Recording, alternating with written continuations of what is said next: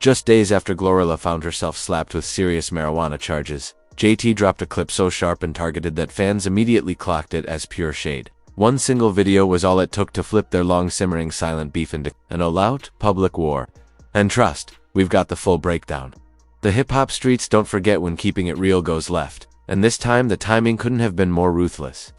While the industry was still buzzing over Glo's arrest, JT decided it was the perfect moment to let her nuts hang and fire off a message that felt more like a precision strike than casual shade. Always talking about the city girls, like the city girls ain't give y'all raggedy y'all personality. Don't play with me. Sick of y'all. For anyone just catching up, GloRilla was in Forsyth County, Georgia's crosshairs after her upscale St. Marlowe Country Club home was hit by burglars while she was out performing at the WNBA All-Star Game in Indianapolis. Instead of the focus being on catching the suspects, cops zeroed in on 2.8 pounds of marijuana and jars of THC wax they found inside. The headlines were wild: victim of a home invasion, yet cuffed on 2 felonies. But while Glo was venting online about being criminalized instead of protected, JT was already plotting her move.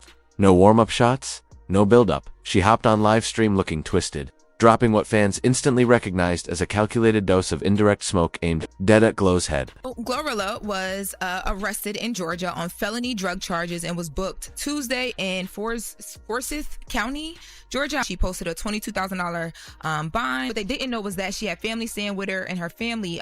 JT never dropped Glo's name, but anybody with half a brain cell knew who she was coming for. The energy was unmistakable. This wasn't some tipsy rant. This was cold, calculated retaliation. The tension had been brewing for months, starting with their chaotic MTV VMAs clash where Glo allegedly launched a purse, or maybe a drink, straight at JT, forcing security to pull them apart backstage. That fight wasn't random either. It was just another chapter in a beef rooted in industry, politics, bruised egos, and one very public moment that left JT salty and ready for revenge. Always talking about the city girls, like the city girls ain't give y'all raggedy y'all personality. Don't play with me. According to insiders, the real spark came a week before the VMAs at Beyoncé's concert. Both JT and Glo were in the building, but things went left when JT and Young Miami reportedly tried sliding into Yo Gotti's VIP section, where Glo was already posted up, only to get walked out by security like regular fans. That public embarrassment hit JT hard, and by the time the VMAs rolled around, she was locked in on getting her get back.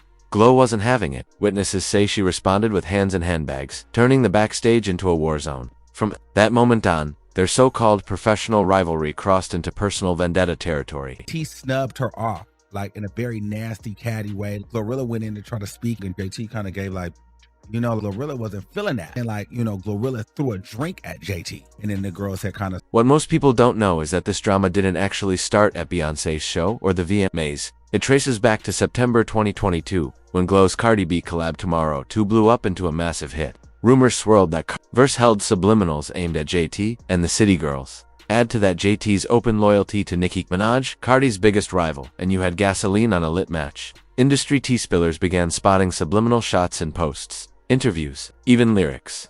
Fans picked sides, magnifying every slight until reconciliation became impossible. Today, and I couldn't even prep for this show because I was reading about you on Twitter. And I was like, everybody was blowing up my phone. Did you see what's going on Twitter? So tell me, why did you feel the need to pop off on JT so hard? Everything just always everything. At the end of the day, that they gonna in. Yeah, hello.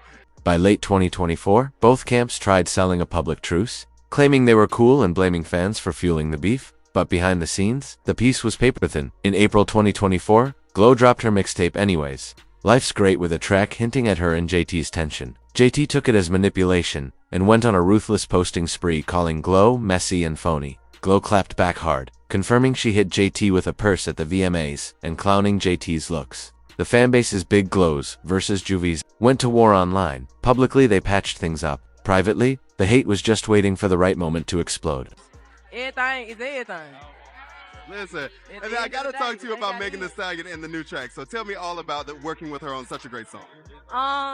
I love Megan. She's a wonderful person. She's so fun. That's my girl. You know what I'm saying? And I taught her how to twerk. Oh no, for real? Yeah, you taught that how to twerk. I taught her how to twerk. Yeah. Oh man, that's amazing. It might seem crazy, but that moment came in July 2025, when Glo's arrest gave JT the perfect opening. Instead of blasting her on socials, JT played it colder, recording a private video message aimed directly at Glo. Insiders say she delivered it with calm, almost smug energy. dismantling Glo's victim narrative and reminding her of the alleged Memphis jump plot she'd been accused of setting up months prior. The timing was brutal. Glo was facing prison time, still reeling from a home invasion, and now hit with a psychological dagger from an old enemy. Word of the video spread quietly through industry circles. Its contents whispered about, but never leaked. Adding to its power, it was the ultimate reminder that in hip-hop, revenge doesn't always go public. Sometimes it's delivered in private, straight to your soul.